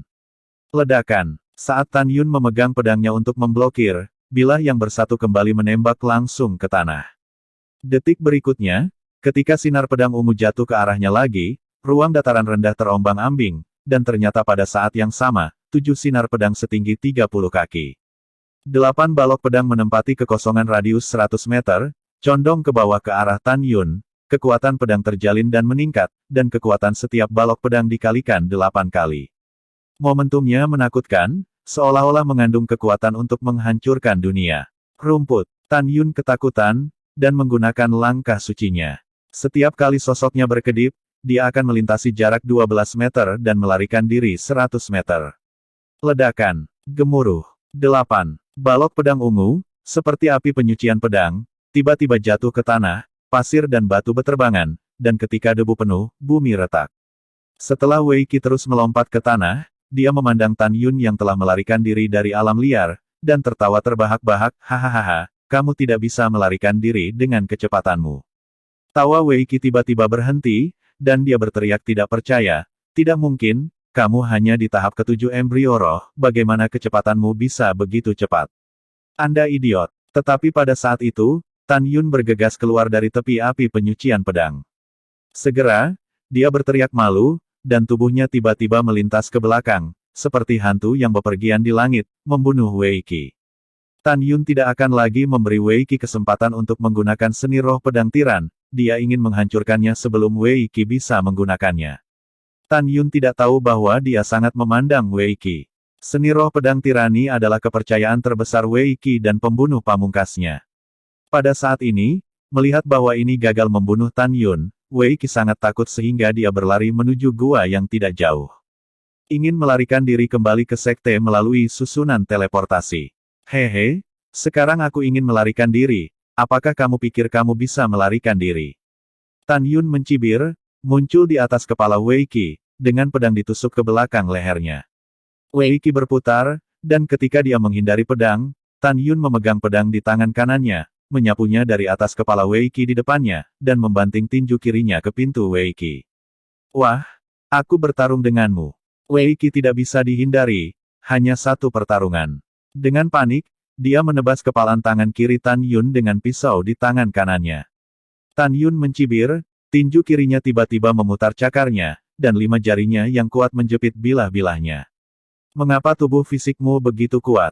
Wei Qi berseru lagi dan lagi. Lengan kiri Tan Yun tiba-tiba menyusut, dan setelah mengambil pisau panjang dengan tangan kosong dan melemparkannya ke tanah, tinju kirinya mengenai dada Wei Qi lagi. Wei Qi, yang tidak memiliki senjata, secara tidak sadar mengepalkan tangan. Namun, tinjunya menghadap Tan Yun, yang bisa merobek prajurit roh kelas menengah dengan tangan kosong, itu benar-benar rapuh dan menyedihkan. Retakan. Setelah tinju kanan Wei Qi diledakkan oleh Tan Yun, darah dan tulang terciprat. Di bawah kekuatan yang kuat, seluruh lengan dan tulangnya pecah setiap inci, dan segera, darah disemprotkan dari mulutnya, dan dia jatuh ke salju sejauh puluhan kaki seperti karung pasir. Nak, tunggu aku, kamu sudah mati. Wei Qi berdiri dengan goyah dan melarikan diri menuju formasi teleportasi 30 kaki jauhnya. Saudara Wei, jangan tinggalkan aku, selamatkan aku. Huang Feihu, yang telah mematahkan kaki dan lengannya, memandang Wei Qi yang akan lewat, memohon. Bang, Ho. Tan Yun menatap punggung Wei Qi dengan senyum jahat di sudut mulutnya. Segera, jari-jari kakinya menendang gagang pisau di salju. Segera, pisau panjang ungu seberat 3000 jin terbang menuju Wei Qi dari ketinggian rendah. Wei Qi, yang tidak bisa menghindar, tidak ragu-ragu, meraih Huang Feihu di atas salju dengan tangan kirinya, dan melemparkannya ke belakang. Untuk bertahan hidup, kehidupan sahabat tidak dipertimbangkan sama sekali. Kakak Wei, jangan. Jeritan Huang Feihu tiba-tiba terputus, dan pisau panjang ungu menembus dadanya dengan kepulan darah. Di bawah kekuatan tumbukan yang kuat, pisau panjang ungu mengambil tubuh Huang Feihu, menembak puluhan kaki dan kemudian tertanam di salju. Serahkan hidupmu pada Lao Su. Tan Yun menjentikkan lengan kanannya, dan dalam sekejap mata dia menembak rompi belakang Wei Qi dengan pedang panjang di tangannya. Pompa, Wei Qi, yang masih sok, tidak bisa mengelak. Setelah pedang panjang menembus punggungnya, itu keluar dari lubang dada di jantungnya. Berdebar. Setelah Wei Qi muntah darah dan jatuh, dia merangkak menuju formasi teleportasi di salju, ketakutan akan kematian memenuhi setiap sarafnya. Sisa-sisa Tan Yun berkedip, dan dia datang ke tubuh Wei Qi, dan menghancurkan telapak tangan kanannya dengan kaki tanpa ampun. Segera, telapak tangan kanannya berubah menjadi segumpal daging. Ah! Wei Qi menjerit histeris, memohon belas kasihan, jangan bunuh aku, tolong jangan bunuh aku. Wei Qi tidak mengancam Tan Yun dengan aturan. Karena dia tahu itu, dan Tan Yun juga tahu bahwa sesuai aturan, ketika nyawanya terancam, dia bisa melindungi dirinya sendiri. Jika lawan terbunuh selama proses perlindungan diri, tidak ada tanggung jawab yang akan dipikul. Setelah kejadian itu, para tetua penegak hukum akan mencari binatang jiwa dan ingatan si pembunuh untuk mengkonfirmasi seluk-beluk masalah ini. Oleh karena itu, Tan Yun sekarang membunuhnya tanpa ragu. Jika saya tidak memiliki kekuatan untuk melindungi diri saya sendiri, saya khawatir saya akan menjadi mayat yang dingin. Nak, saya akan memiliki sedikit memori di kehidupan saya selanjutnya, jangan menyinggung orang yang seharusnya tidak menyinggung. Tan Yun tiba-tiba mengangkat kaki kanannya dan dia akan membenturkan kepalanya ke Wei Qi. Wei Qi tiba-tiba meraung, saya kakak senior Ling Hu, Anda tidak bisa membunuh saya. Jika kamu membunuhku, saudara Ling Hu tidak akan membiarkanmu pergi. Bab 27. Tan Yun mengerutkan kening dan menarik kembali kaki kanannya, siapa saudara Ling Hu di mulutmu? Wei Qi, yang memulihkan hidupnya dari ujung kematian, berkata dengan sibuk, Ling Hu cangkong. Setelah itu, Wei Qi menatap Tan Yun dengan tatapan bingung. Dia tercengang dan berkata, nama saudara Ling Hu, kamu belum pernah mendengarnya. Begitu, kamu pasti murid baru. Saudaraku ini, tidak masalah jika kamu belum pernah mendengarnya sebelumnya. Ketika aku memberitahumu, kamu akan tahu. Ketika Wei Qi menyebut Ling Hu Zhangkong, ekspresinya sangat dipuja. Kakak Ling Hu, adalah jiwa suci pertama dari pintu dalam. Cicit dari kepala tetua nadi, dalam hal kekuatan, masih menjadi yang teratas, daftar Qianlong. Di antara jutaan murid luar kita, tidak ada yang menjadi lawannya. Hati Tan Yun tenggelam, ekspresinya sangat serius. Adik laki-laki, aku juga memikirkanmu. Pikirkan, jika kamu membunuhku, apakah kamu masih memiliki cara untuk bertahan hidup? Wei Qi memohon dengan matanya, selama kamu membiarkan aku pergi, aku berjanji kamu tidak akan pernah membunuh Huang Feihu sebagaimana kalau berbicara tentang urusan manusia. Pada saat ini, meskipun Wei Qi sedang mencari pendapat Tan Yun, dia telah menentukan bahwa selama dia melaporkan nama Ling Hu Cangkong, Tan Yun tidak hanya tidak akan berani bunuh diri, tetapi juga akan menyenangkan dirinya sendiri. Dia diam-diam memutuskan bahwa begitu dia mengubah bahayanya menjadi tawar-menawar hari ini, dia akan mengambil kepala Tan Yun di hari berikutnya, dan Tan Yun tidak akan mati. Sementara Wei Qi masih memikirkan bagaimana membalas dendam terhadap Tan Yun di masa depan, kalimat Tan Yun berikutnya membuatnya jatuh dari surga ke neraka lagi. Haha, itu tidak bagus. Tan Yun berkata mengejek, dengan ekspresi muram, di dunia Tan Yun saya tidak pernah mengambil inisiatif untuk memprovokasi orang lain, tetapi itu tidak berarti saya takut akan hal-hal. Demikian pula, siapapun yang berani memprovokasi saya akan berakhir, 1. Kematian. Dengan itu, Tan Yun menginjak kepala Wei Qi dengan kaki kanannya. Tan Yun, aku mengutukmu untuk tidak mati. Kepala Wei Qi meledak seperti semangka saat dia mengutuk. Tan Yun mendengus dingin, dan ketika dia menghunus pedang panjang prajurit roh bermutu tinggi dari mayat Wei Qi, tiba-tiba, susunan teleportasi di gua mengeluarkan tirai tipis. Siapa? Tan Yun tiba-tiba menoleh ke belakang, hanya untuk melihat seorang pria muda dengan alam kelahiran spiritual 9 lapis keluar dari formasi teleportasi. Wah, kamu berani membunuh bahkan orang-orang Brother Linghu, kamu sudah mati. Setelah meninggalkan kalimat yang suram, pemuda itu buru-buru mengaktifkan formasi teleportasi dan menghilang ke pandangan Tan Yun. Tan Yun menarik napas dalam-dalam, tampak serius, dan berbisik dengan suara rendah, Liu Rulong, Wang Futong, Murongkun, sepertinya ada langit Linghu yang lain. Tan Yun memejamkan matanya dan berhenti dengan tenang di tengah salju yang lebat. 4 musuh kuat muncul di benaknya satu persatu. Dia menghancurkan keluarga Liu di kota Mochizuki sendirian, dan membuat musuh dengan Liu Rulong, yang menduduki peringkat ketiga dalam kekuatan dalam daftar Qianlong.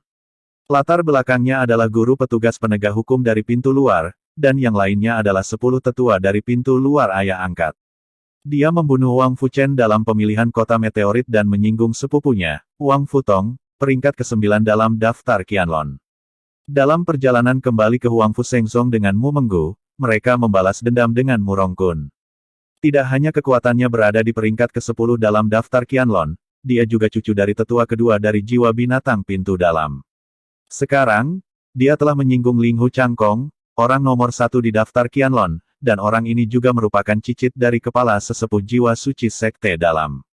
Setelah menyimpan informasi musuh dalam pikirannya, Tan Yun membuka matanya dalam dan penuh harapan, kekuatan, aku merindukan kekuatan yang kuat. Kemudian, dia berpikir bahwa 25 hari kemudian, Tetua Agung dari Sekte Luar akan memanggil jutaan murid Sekte Luar untuk mengumumkan hal-hal penting. Jadi dia melepaskan singa abu-abu bersayap darah dari tas binatang dan mengusir abu-abu bersayap darah singa ke langit dan melakukan shuttle. Di antara puncak bersalju, saya ingin mencari tempat retret sesegera mungkin dan berpacu dengan waktu untuk berlatih. Pada saat yang sama, pemuda yang baru saja meninggalkan formasi teleportasi dengan cepat berlari di antara paviliun gerbang luar. Setelah beberapa saat, dia buru-buru melangkah ke sebuah paviliun dengan plakat, Linghu Changkong, 4 karakter yang tergantung. Pria muda itu langsung pergi ke lantai 2, berdiri dengan hormat di luar pintu, dan tersentak, Saudara Linghu, Huliseng muda, saya ingin melaporkan sesuatu yang penting kepada Anda. Masuk. Suara laki-laki yang lembut datang dari kamar.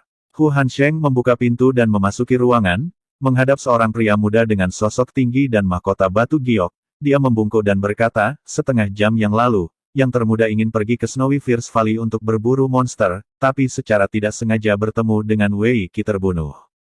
Kilatan Xiaosa melintas di mata Linghu Changkong, Wei Qi adalah orangku, jadi ada orang yang berani membunuh. Katakan siapa yang membunuhnya. Itu dibunuh oleh murid baru bernama Tan Yun.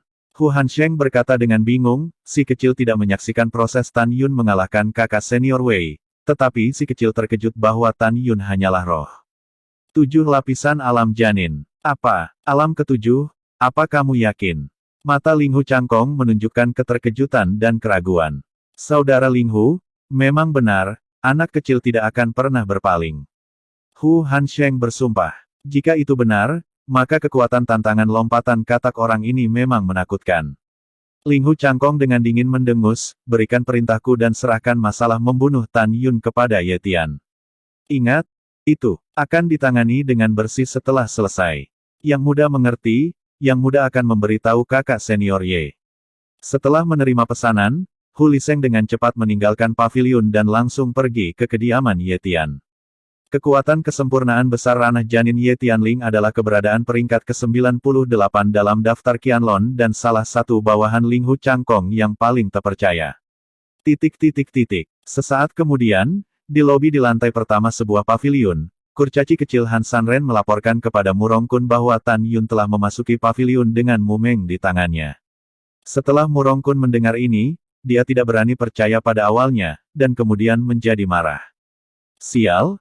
Aku telah mengkonfirmasi dengan mataku sendiri bahwa omong kosong ini mati, dan dia masih hidup. Murongkun menggertakkan giginya dan meraung. Memikirkan Tan Yun membuat Murongkun benci setengah mati. Dia menyentuh telinga patah yang baru saja dia hubungkan dan berkata dengan muram, jika bukan karena bajingan ini, Mu Mengging akan menjadi wanitaku.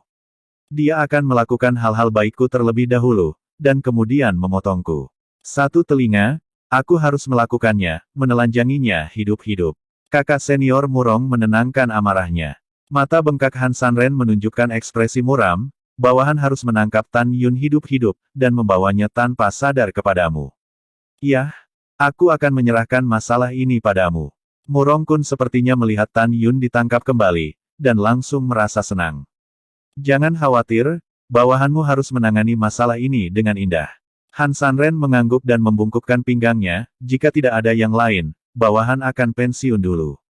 Setelah Han Sanren pergi, mata Murongkun penuh dengan warna cabul, dan dia tersenyum, Mu Mengca, jika aku bukan lawanmu, kalau tidak aku akan menyerangmu sekarang.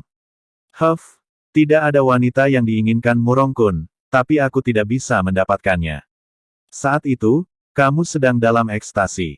Jika aku tahu kamu dicicipi oleh Tan Yun, mari kita lihat bagaimana aku menyiksa sepatumu yang rusak. Bab 28 Bunuh Diri di Tebing. Waktu berlalu, 18 hari kemudian. Di kamar kerja rumah seorang putri, Mu Mengting yang cantik dan cantik dalam gaun merah berdiri di depan jendela gedung, memandangi jalan-jalan batu biru tempat orang-orang datang dan turun, dengan kekhawatiran yang mendalam di matanya yang indah. Setelah mendapatkan kembali kekuatannya 13 hari yang lalu, dia pergi ke paviliun Tan Yun dan menemukan bahwa Tan Yun tidak ada di sana. Di mana kamu bersembunyi? Bagaimana kabarmu sekarang? Gumam Mu Meng pada dirinya sendiri. Sejak 18 hari yang lalu, setelah Ye Tian menerima perintah dari Ling Hu Changkong untuk membunuh Tan Yun, dia membawa 32 murid Hu Liseng dan alam kelahiran spiritual tingkat 9 lainnya untuk berburu Tan Yun. Di daerah bersalju 16.000 mil, tidak diragukan lagi adalah jarum di tumpukan jerami untuk menemukan seseorang. Sampai sekarang, tidak ada kabar tentang Tan Yun. Dalam keputusasaan, Ye Tian memimpin orang-orang yang mengintai di sekitar formasi teleportasi yang mengarah ke sekte, dan mulai menunggu kelinci. Dia sombong hingga 7 hari, dan Tan Yun akan muncul. Karena 7 hari kemudian, ketika Penatua Agung dari sekte luar mengumumkan hal-hal penting, para murid luar harus hadir. Bawahan Murongkun, Han Sanren, sedini 5 hari yang lalu, setelah memimpin orang untuk mencari di pintu luar tetapi tidak menemukan Tan Yun, setelah banyak pertanyaan, para murid penegak hukum yang menjaga susunan teleportasi di kuil waktu akhirnya mengetahui bahwa Tan Yun pergi ke daerah bersalju. Berita tentang lembah jahat. Pada saat ini, Han Sanren juga mencari jejak kaki Tan Yun di angin dingin dan salju tebal. Namun, Tan Yun seperti menguap di daerah bersalju. Setelah 5 hari, tidak ada jejak Tan Yun yang ditemukan. Neneknya, kemana perginya anak ini? Di puncak bersalju, tidak hanya Han Sanren yang berteriak, tetapi 15 murid dari tahap spiritual 8 kali lipat di belakangnya juga sangat marah. Pada akhirnya, setelah 16 orang berdiskusi, seperti Ye Tian dan yang lainnya, mereka berpikir untuk menunggu kelinci, dan mereka juga menggantung dalam penyergapan di salju di depan formasi teleportasi. Pada saat yang sama, di utara wilayah bersalju, puncak-puncak salju yang menembus ke langit, karena Tan Yun duduk bersila di bulu angsa yang tebal selama 18 hari, pada saat ini, ia tertutup salju tebal. Di lapisan salju, Tan Yun dengan ringan menutup matanya, dan di wajahnya yang tampan seperti pisau, ada kegembiraan yang tidak bisa disembunyikan. Tapi itu adalah janin spiritual sejernih kristal ke-8 seperti sumur kering di kolam jiwa alisnya, yang sudah kental. Itu berarti sekarang selama 18 hari kultivasi, Ditambah 10 hari kultivasi di jalan ketika dia kembali ke sekte, akhirnya butuh 28 hari untuk memasuki tingkat ke-8 dari kelahiran spiritual. Tan Yun merenung dengan tenang, memasuki meditasi, dan datang ke kolam spiritual di tengah dahinya. Dalam satu pikiran, dia menghilang dari udara tipis, dan segera memasuki jantung harmoni yang luas dan tak terbatas. Dia seperti penguasa dunia Hongmeng, berdiri di udara, melihat ke bawah dengan penuh harap, lautan luas cairan surgawi Hongmeng di bawah, menyemburkan kata, Qi. Segera, cairan surgawi Hongmeng yang seperti naga naik ke udara dari permukaan cairan, dan setelah itu mulai mengebor ke tengah alisnya, itu berubah menjadi ribuan helai untuk berenang di tubuhnya, dan mulai meredam emosinya, kulit. Proses tempering masih menyakitkan dan tak tertahankan, seperti jarum baja melewati tubuh Tan Yun, rasa sakit membuatnya menghirup udara dingin lagi dan lagi. 4 hari kemudian, Tan Yun akhirnya memadatkan cairan surgawi Hongmeng yang seperti naga, tiba-tiba membuka matanya di lapisan salju, dan mata berbintang mengungkapkan kekuatan yang menakjubkan. Ledakan, salju terkoyak, Tan Yun melompat keluar dari lapisan salju, menginjak salju tanpa jejak dan berdiri di atas puncak salju. Segera, rambut menari, melepaskan kesadaran spiritual ke ekstrim, dan napas menyelimuti daerah 11 mil. Sebelum dia dipromosikan ke alam tingkat ke-8, ruang lingkup kesadaran spiritual diperluas 2 mil. Jiwanya sekarang 10% lebih kuat dari murid Dzogchen biasa di alam kelahiran spiritual. Itu berarti bahwa kekuatan harmoni Divine Eye-nya sangat meningkat, dan harmoni Divine Eye saja dapat membuat jiwanya lebih lemah dari biksunya sendiri dan kehilangan akal sehatnya. Setelah saya dipromosikan ke alam kelahiran spiritual tingkat 9, dan kemudian memurnikan cairan ilahi Hongmeng, Tuan Hongmeng saya akan dapat mencapai tingkat kesuksesan besar pertama, dan memiliki kekuatan untuk merobek prajurit roh tingkat tinggi, dengan tangan kosong. Pada saat itu, kekuatan saya akan sangat meningkat, bahkan di hadapan Ling Hu Sky, bagian atas daftar Qianlong, saya tidak takut. Diam-diam, Tan Yun berpikir bahwa 3 hari kemudian, itu adalah hari ketika Tetua Agung mengumumkan hal yang penting, jadi dia melepaskan singa abu-abu bersayap darah dari tas binatang dan mengendarainya menuju formasi teleportasi 8.000 mil jauhnya.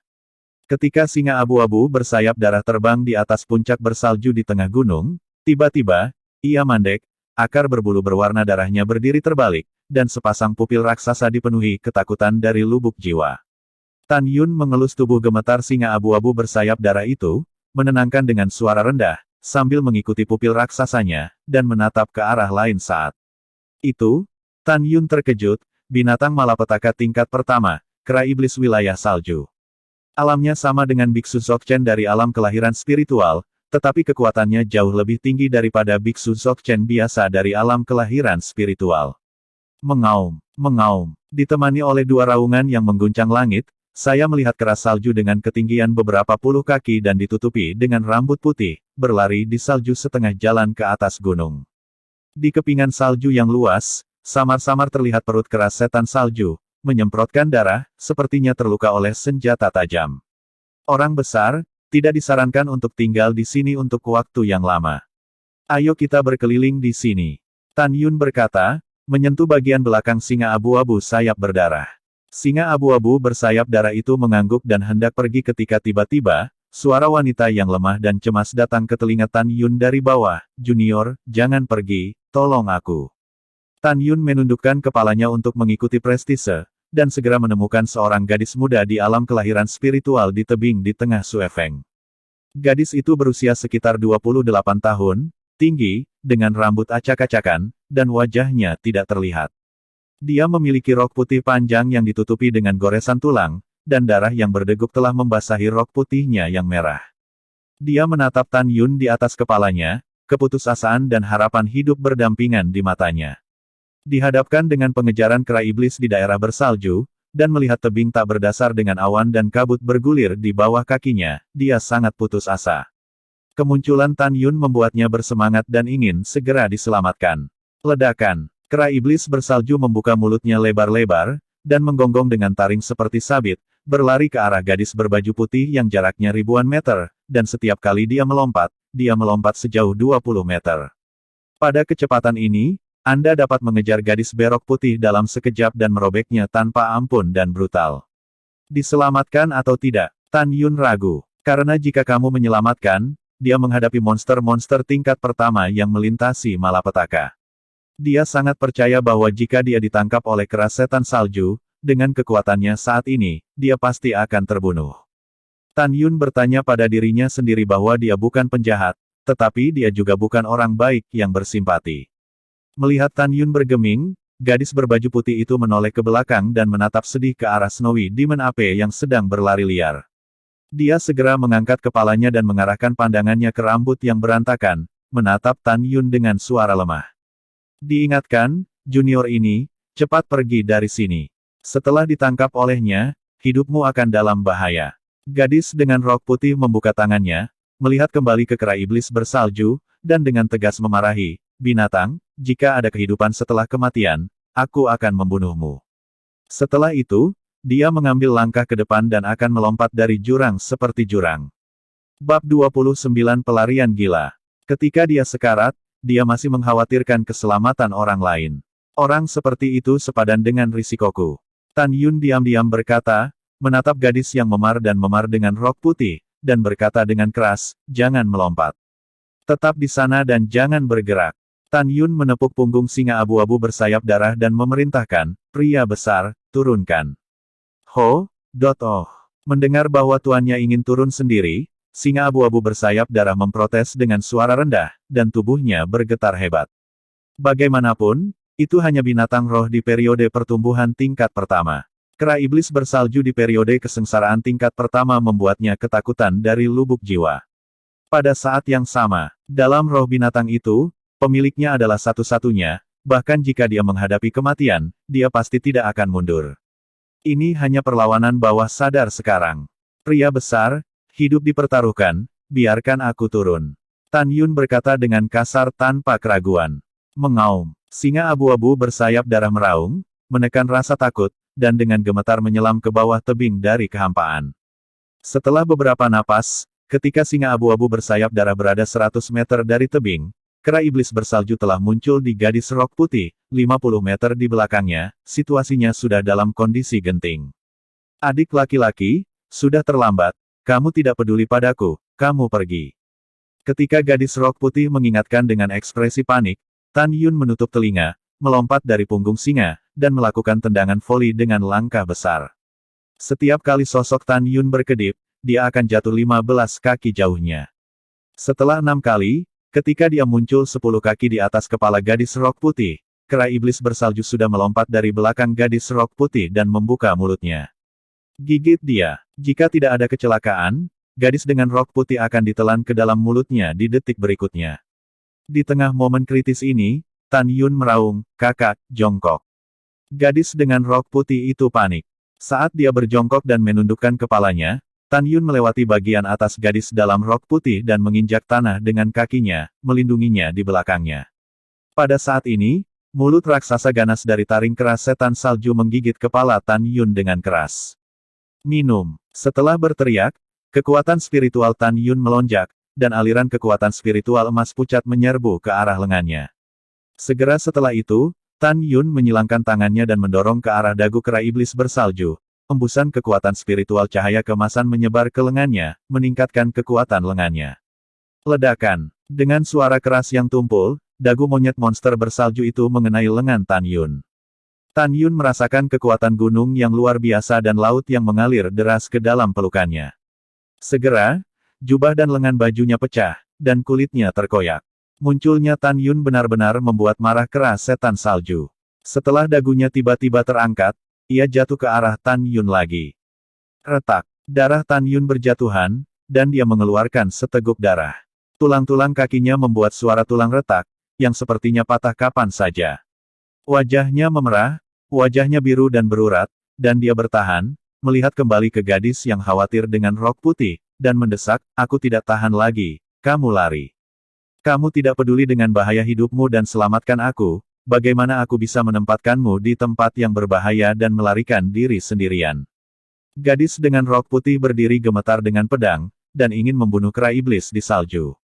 Melihat adegan ini, ketika Tan Yun tergerak, dia bahkan lebih marah, dan meraung, apakah kamu tuli? Jika kamu tidak melarikan diri, kita semua harus tinggal. Aku akan mengatakannya untuk terakhir kalinya dan memberikannya kepada aku cepat kabur. Oke, oh, aku kabur. Gadis dengan rok putih berbalik ke kiri untuk melarikan diri dengan air mata di matanya. Mengaum. Setelah monyet setan salju melirik gadis tersandung di rok putih, dia mengeluarkan raungan yang memekakkan telinga. Segera, dagunya menempel pada Tan Yun, dan kaki depan kanannya yang kuat menghantam dada Tan Yun yang tak terhindarkan, pergi dengan. Sekali terkena Tan Yun mati atau cacat. Mengaum. Tiba-tiba, auman binatang buas lain terdengar, tetapi melihat singa abu-abu bersayap darah yang ingin melindungi tuannya, melesat di udara rendah, dia menggigit kaki kanan kera iblis bersalju. Tiba-tiba, aliran darah amis dimuntahkan dari kaki depan kera iblis. Mengaum. Kera iblis salju sangat marah, mengangkat rambutnya dan meraung, dan segera, melambaikan kaki kirinya, dia dengan parah menggambar kepala singa abu-abu bersayap darah. Pada saat ini, Tan Yun mengambil kesempatan untuk melarikan diri. Ledakan. Singa abu-abu bersayap darah mengeluarkan darah dari 7 lubangnya, dan tubuhnya yang kecil seperti gunung menabrak salju di tengah gunung setelah ditarik sejauh puluhan kaki. Singa abu-abu bersayap darah menatap Tan Yun yang diselamatkan dengan susah payah, jejak kepuasan terungkap di matanya yang besar, dan ketakutan akan kematian.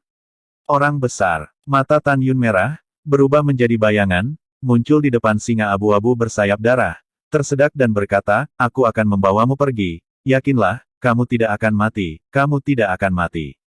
Anjing Greyhound bersayap darah selalu menemani masa kecil Tan Yun, dan Tan Yun memiliki kasih sayang yang dalam terhadap anjing Greyhound bersayap darah. Melihat penampilannya yang sekarat, Tan Yun tidak bisa menahan air mata di pipinya. Wow, anjing Greyhound bersayap darah itu menatap Tan Yun, dengan kesedihan yang manusiawi di matanya. Jangan menangis anak-anak besar, aku bersumpah demi Tan Yun, kamu tidak hanya tidak akan mati, tetapi di masa depan, aku akan melakukan segala yang mungkin untuk membuatmu menjadi eksistensi yang lebih kuat daripada naga. Tan Yun menyeka air mata dari sudut matanya dan dengan cepat memasukkan pria besar itu ke dalam makhluk roh. Ketika dia berada di dalam tas, kera iblis salju mengejarnya dengan agresif. Melarikan diri. Tan Yun menggunakan langkahnya yang agung dan dengan cepat melarikan diri menuruni gunung. Setelah melewati gadis berbaju putih yang sudah terluka parah dan tidak dapat melarikan diri, dia dengan cepat memeluknya, panik dan kemudian melarikan diri menuruni gunung. Junior ini, kera iblis salju adalah binatang kesusahan tingkat 1, dan daya tahan pengejarannya tidak terduga. Tinggalkan aku sendiri, jika tidak, kamu tidak akan bisa melarikan diri. Suara lemah gadis berok putih itu mengandung rasa bersalah yang mendalam. Maaf, aku benar-benar minta maaf. Akulah yang menyebabkanmu, tinggalkan aku sendiri. Karena aku memutuskan untuk menyelamatkanmu, maka aku tidak akan meninggalkanmu sendirian. Kamu terluka parah, dan kamu harus melarikan diri untuk hidupmu. Kamu harus berbicara lebih sedikit dan mendapatkan kembali kekuatanmu sesegera mungkin.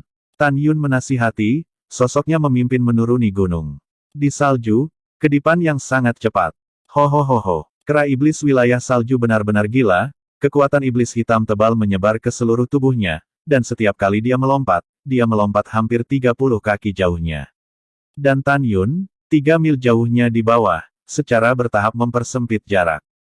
Kamu bajingan, kamu seperti terus mengejarmu. Tan Yun mengutuk tanpa menoleh, sementara tanpa pamrih memanipulasi kekuatan spiritual, mengalir ke kakinya dan berlari untuk hidupnya. Set, ho, boom. Monster-monster di periode kesusahan tingkat pertama telah mencapai IQ seorang remaja manusia. Mendengar manusia kecil, menghina diri mereka sendiri, ia memukul dadanya dengan marah, dan kemudian mengambil balok puluhan ribu kilogram batu, seperti cangkang yang ditembakkan Tan Yun. Setengah jam kemudian, Tan Yun memeluk gadis dalam rok putih dan melarikan diri dari puncak salju, masih dikelilingi oleh kekuatan spiritual, melarikan diri di antara puncak. Kera setan salju tampaknya tidak dapat menangkap Tan Yun dan bersumpah untuk tidak menyerah, mempertahankan kecepatan penuhnya dan mengejarnya. Bab 30 Gadis Berpakaian.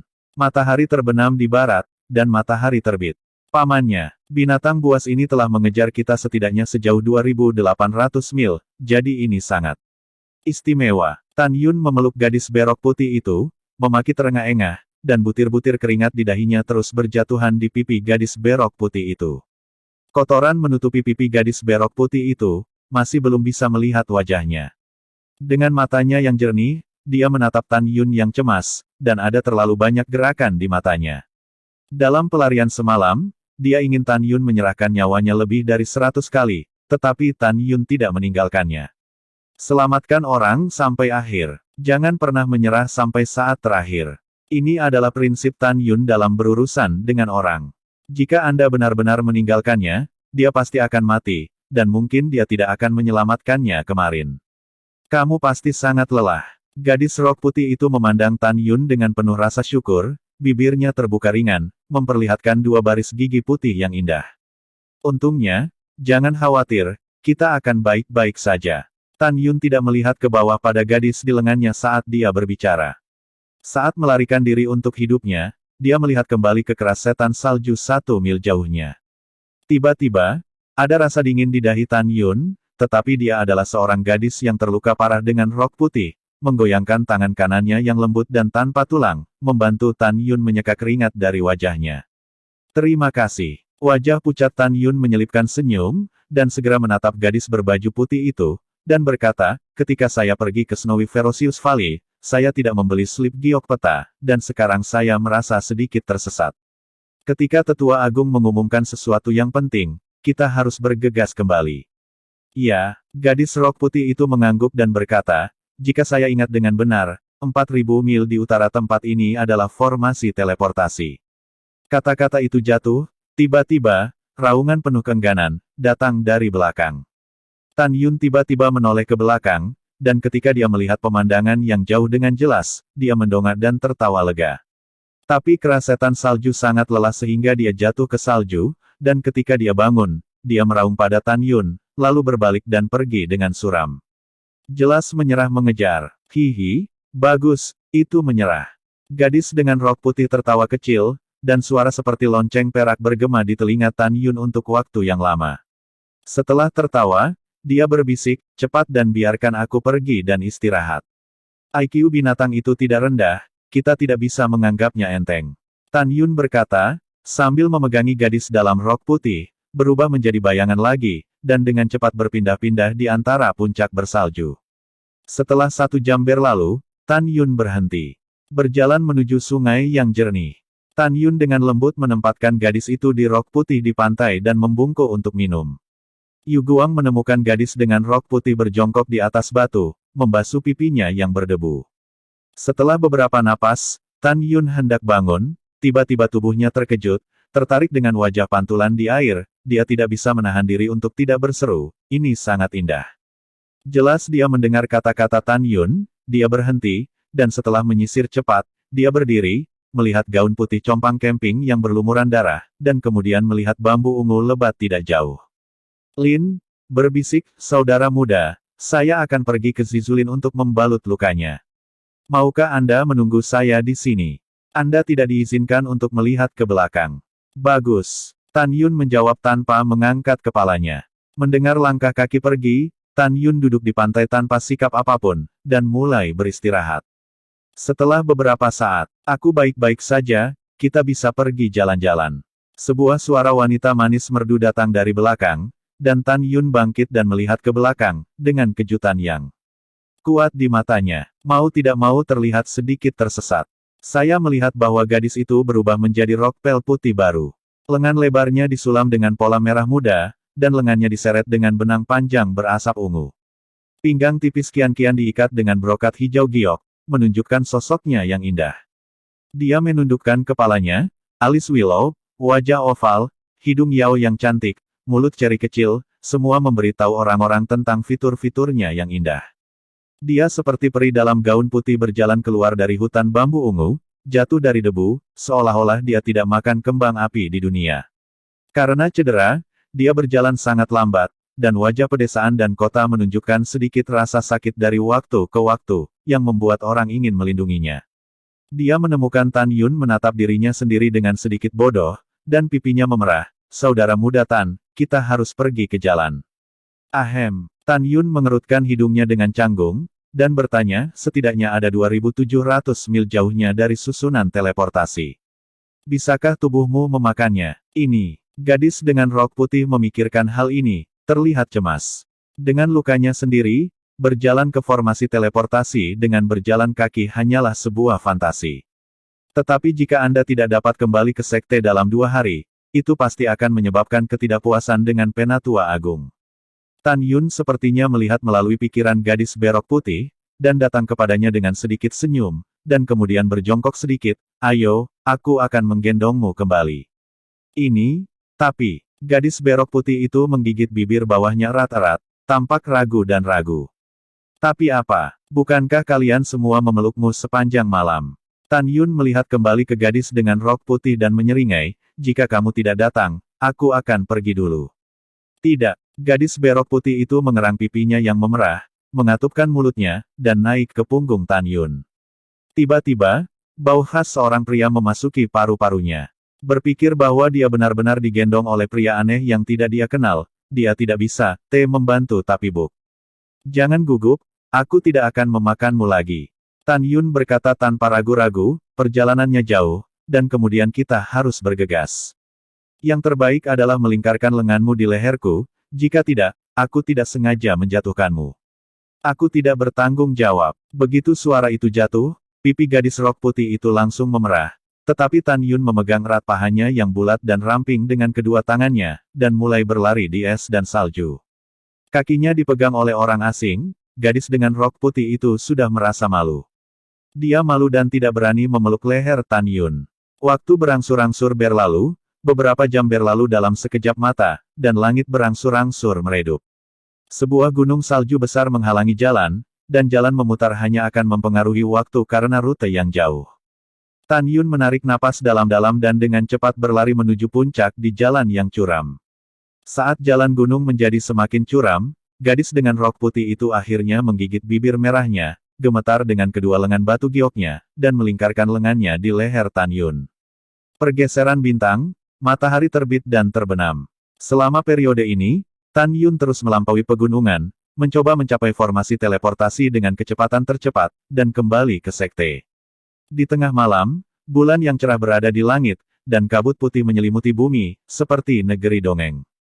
Setelah Tan Yun naik ke puncak-puncak bersalju dengan tangan kosong, gadis dengan rok putih melihat ke daerah sekitarnya di bawah sinar bulan dan tersenyum manis. "Saudara muda, jika Anda berjalan 1000 mil, kita akan mencapai teleportasi, pembentukan."